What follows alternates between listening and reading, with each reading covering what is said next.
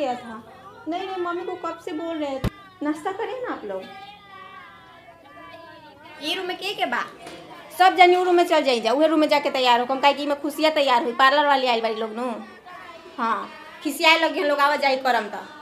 उ रूम खाली बा, ई रूम में कूलर बानू तो तनी ओकरा अच्छा गर्मी ना लगी जाते। उ रूम में गर्मी लागता तो रउआ सब उहे रूम में चल जाई। हाँ अब खुशियाँ तू अंदर से रूम बंद कर लेना तो लइकन आवाजाही करते रहिए सब। ई में देख तो लहंगा बा आ ई में ब्लाउज ब्लाउज बा सब सेट बा। हाँ कोनो चीज़ की जरूरत पड़ी तो मंगी हमरा से धर। ठीक है आप लोग तैयार करिए इसको। ठीक बंद कर ली। ठीक बा बंद कर लो। हाँ अब इस रूम में नहीं आना है किसी को, जाओ उस रूम में खेलो लो।